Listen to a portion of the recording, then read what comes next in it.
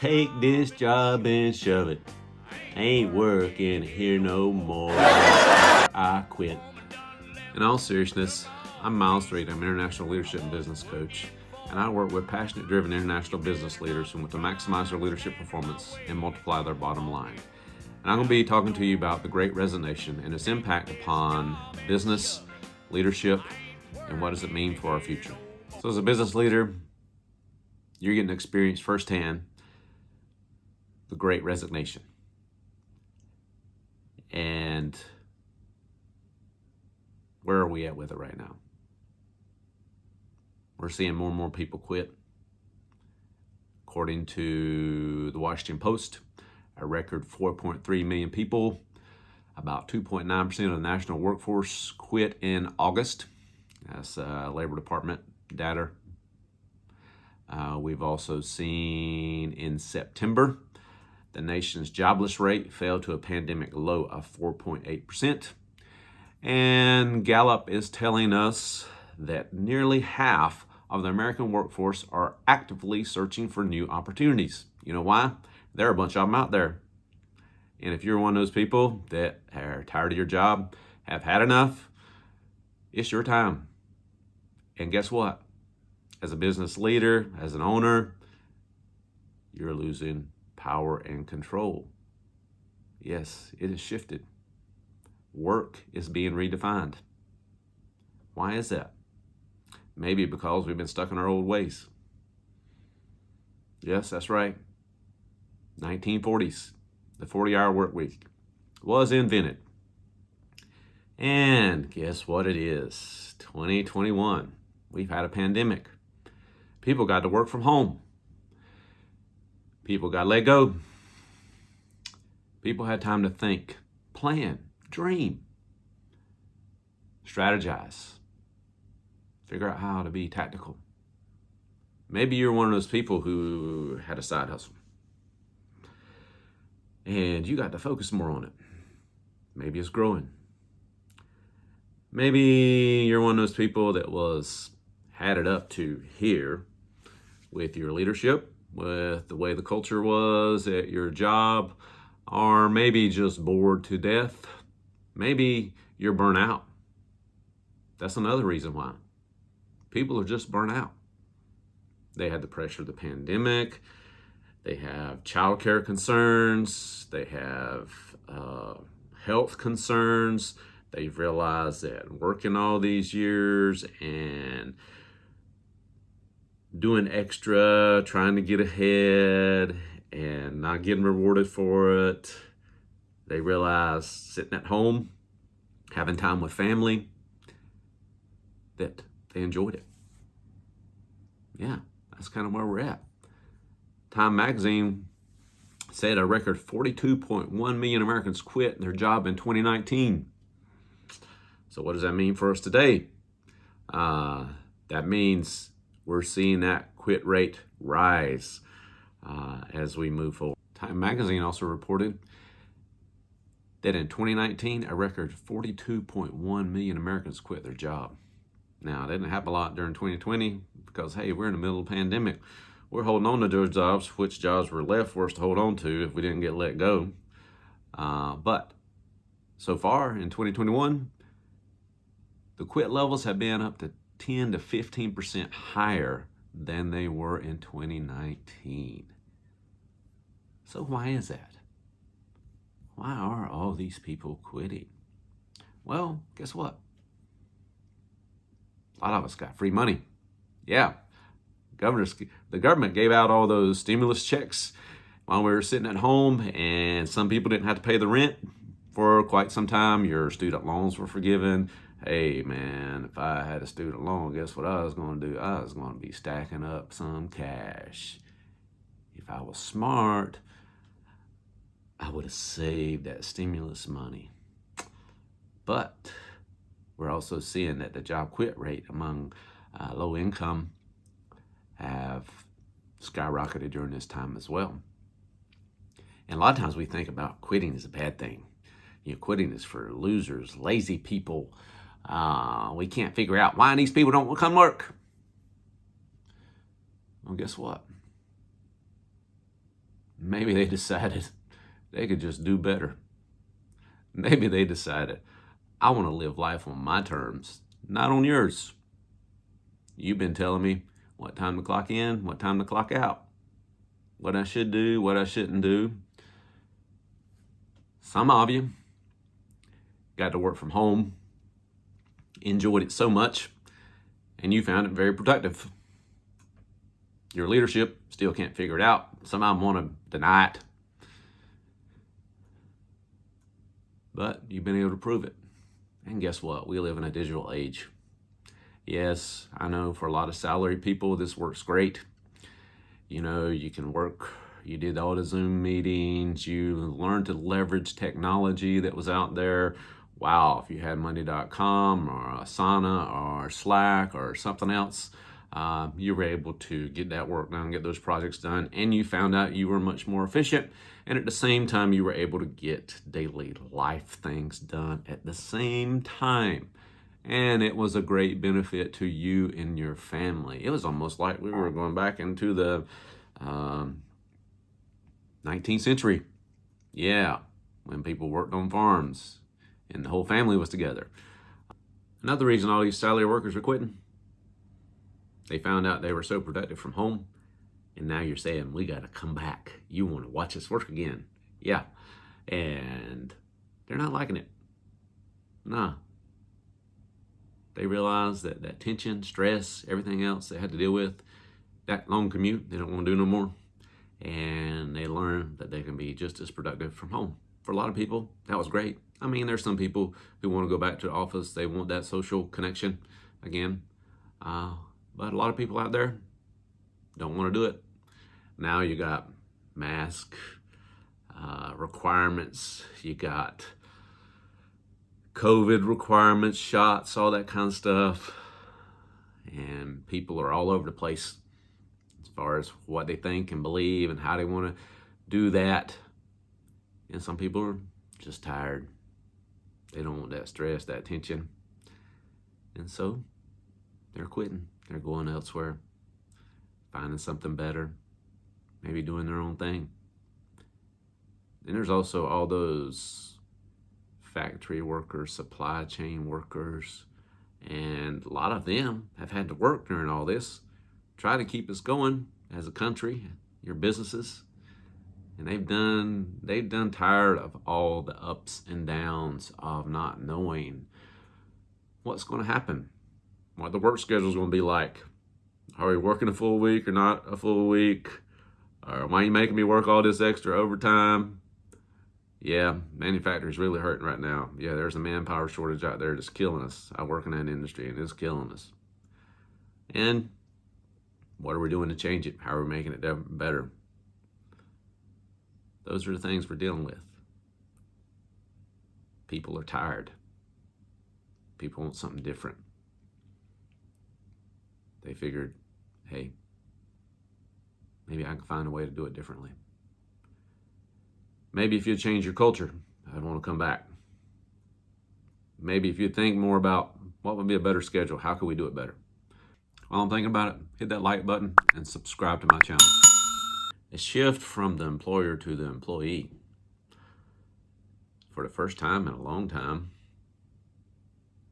the power's in the employee's hands. You know, this whole burnout thing, mental health thing, it's real. Yeah. 42% of U.S. women and 35% of U.S. men said they felt burned out often, almost always in 2021. That's from Time Magazine, by the way. So it's a real thing. Before in the past, they always put it on the employee. Yeah. Meditate, use mindfulness, do whatever you can to alleviate your stress. And now they're putting it on the employer. Yeah. Before, the employer had the power to tell you when to be at work, when to do your work, how to do your work, and they're really struggling right now trying to figure out how they can maintain control. Yeah. So what are some things that can be done? Well, if you're paying attention to the news, looking around as power shifts, people are wanting more hybrid or work from home opportunities or complete remote work. And guess what? We're moving into the digital age. It is here. It's going to be here. It's going to stay. And are we going to make that transition? You know, in the 1940s, they transitioned from an 80 to 100-hour work week, sometimes in manufacturing, at least in other areas.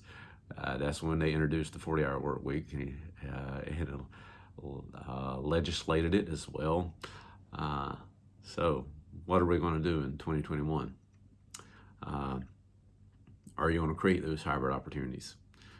Are you going to provide flexible working schedules? If you hadn't noticed recently, I heard it on the radio a couple of days ago. I was watching a football game this weekend. I saw Amazon, they come out with a flex app that they're using for their employees. And yeah, you still get benefits and all that kind of good stuff. So they're thinking of ways of how can I make it better for the employee, because they're realizing, hey, if I'm gonna get these people to come to work, I got to provide them with something that will get them there and create a flexible working opportunity for them. You also saw in the news, whether it's real or not, there's some controversy over that, about Elon Musk humanoid robot. And you look at the specs on that, guess what? Make a great manufacturer worker. Yeah, people are scared of that. Who knows what's going to happen there? Is it even real? I don't know. I mean, I've just done a little bit of reading about it, but yeah, thinking creatively, thinking outside the box. But also, people are beginning to, as they leave their jobs and looking for more remote hybrid work, we're also seeing them leaving the big cities, moving to the suburbs, trying to find different ways of, hey, how can I create that work-life balance that I want to have so I can have time with my family? How are businesses going to do that? What can you do about that? We're also seeing a rise in entrepreneurship. Yes. And that has not happened in the last 10 to 15 years. So more and more people are thinking about, well, how can I create my own job? Instead of go out there and get a good job, create my own job. We've also in what we call, I call it the side hustle generation. And if you've got a side hustle, you've been working at it for a while, now's the time to move it to your main hustle. And how can we do that? And so those are some things that what we can do about it. So let's look at some of those things. For an employee, it's your time. So what do you want to do with all this? You want to change jobs? At the end of August, there were more than 10.4 million unfilled jobs in the U.S., according to the Labor Department. A lot of opportunities out there. You tired of that place you're working at? Tired of your leadership? Tired of the culture?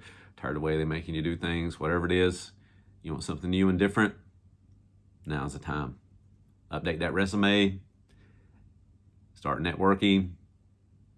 Get out there and start looking for it. Opportunities abound. Guess what? They're willing to pay you extra bonuses, do whatever it takes to get you there. So if you need that extra money, want that extra cash, time to go get it. For that employee who loves where they're working at, but you want to experience something new and different, suggest and negotiate ideas. How to craft and redesign your job. How to create a more flexible work schedule or a hybrid work schedule that will work for you and your family, and you would still be able to produce the results, improve how you're going to produce those results. If you're an employer and you got a good team member that you don't want to lose, maybe you ought to sit down and listen. Think about it. They can creatively solve your solution. They do the work day in and day out, not you. You just want the results. You want good results? Of course you do. You got a happy person who wants to be at work there, and they're even happier because of work-life balance and a flexible schedule and the ability to get it done for you. Both of you win. Win-win for both. Create that opportunity. So you're that employer that's really hurting right now for people, right? You want to get some more people working. You got a lot of opportunities in front of you. Well, you got to get them in the door. You got to create some creative solutions. Yeah, people are throwing money at people. They're getting pay raises. That's great stuff. You also got to think about your culture. How are you going to change that? Is that what's holding it back? Maybe it's that flex work schedule that you need to create and change, or maybe it's this just to change the schedule altogether. Recreate it in a different way. Right now, there's not a lot of solutions out there. Some people are coming up with some. What can you borrow from other industries that are doing right now and use it for your own? How can you make those changes that would benefit the people? Because those people are going to help you increase that bottom line if you want to increase that bottom line. If they're happy, they want to come to work,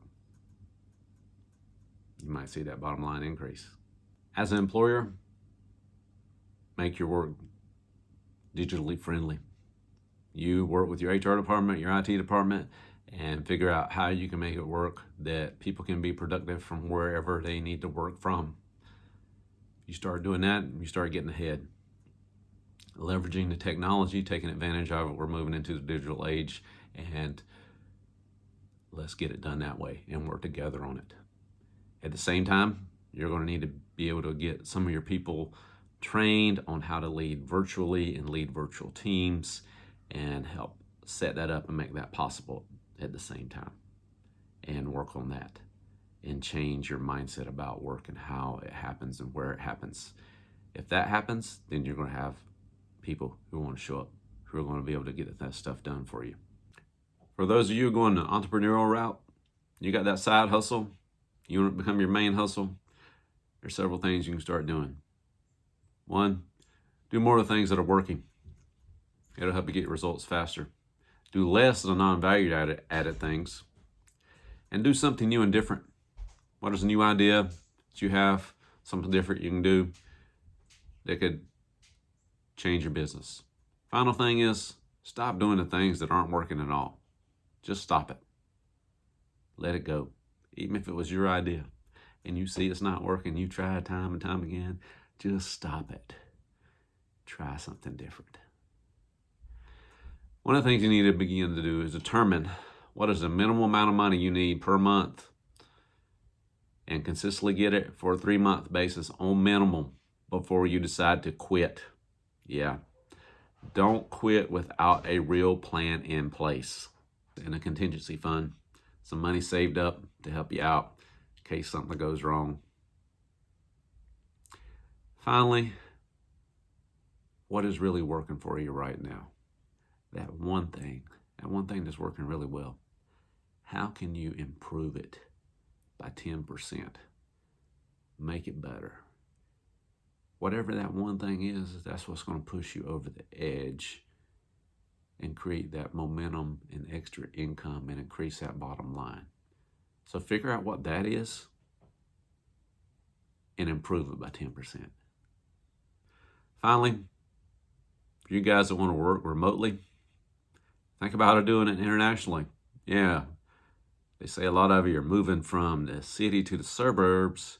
How about moving from the city to overseas? Yeah.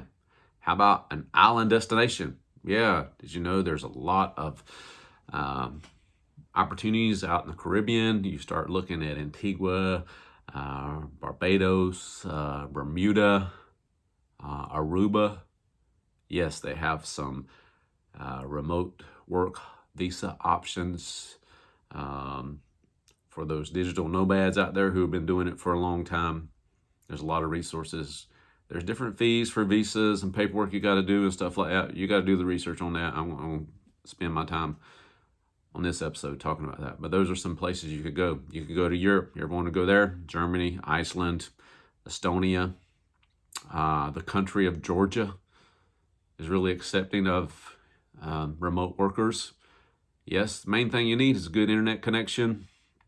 Yeah, you're going to need some, depending on type of person you are, what kind of access to food, travel, transportation, all that kind of good stuff. But all these places will provide that for you. Think about if you want to go to Dubai, that would be another option. Wow, it's a popular destination. I always want to travel there. How about Southeast Asia? I've lived there, lived in Thailand, lived in Chiang Mai for quite a long time, 10 years to be exact. And that would be a great destination. By the way, Thailand is open up November the 1st. If you got your vaccine, you can go there for travel. You can go there to work, and there are a lot of options available as far as that's concerned. And you can move around throughout Southeast Asia. Think about that. Go to Thailand for 90 days, get that 90-day non-immigrant visa. You could cross the border, do it for a year if you wanted to. Or then you could go over to Hanoi, Vietnam. You can maybe go down to Singapore. Make sure you got a little extra money for that one. Yeah, you'll need it. I promise you. It's like living in the U.S. Or maybe Bali. Yeah, another beach destination. But those opportunities abound for you. So think about that. What does that look like? Yes, for a single person, that's quite easily.